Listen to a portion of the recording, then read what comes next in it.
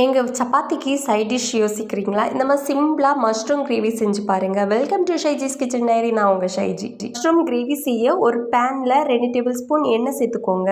கொஞ்சமாக பட்டை, 2 ஏலக்காய், கொஞ்சம் கிராம்பு, பெரிய வெங்காயம் சேர்த்து நல்லா வதக்கிக்கோங்க. கறிவேப்பிலையும் சேர்த்து வெங்காயம் பொன்னிறமாகறதோட வதக்கிக்கோங்க. 1 ஸ்பூன் இஞ்சி பூண்டு சேர்த்து பச்சை வாசனை போகிறது வரை வதக்கிக்கோங்க. ஒரு தக்காளி பழம் சேர்த்துக்கோங்க. தக்காளி பழம் நல்லா வதங்கி எண்ணெய் பிரிஞ்சு வரட்டும். இந்த டைம்ல மசாலா சேர்த்துக்கலாம். 1 ஸ்பூன் மிளகாத்தூள், 1/2 ஸ்பூன் மல்லித்தூள், 1/4 ஸ்பூன் மஞ்சத்தூள். மசாலா பச்சை வாசனை போகிறது வரை வதக்கி கொஞ்சமா தண்ணி சேர்த்து கொதிக்க விடுங்க.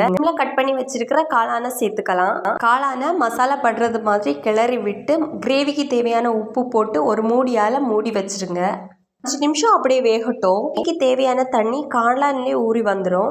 1/2 ஸ்பூன் கரம் மசாலா சேர்த்து 2 நிமிஷம் வேக விட்டு மல்லித்தலை கார்னிஷ் பண்ணேன்னா mushroom gravy ready. Thanks for வாட்சிங்.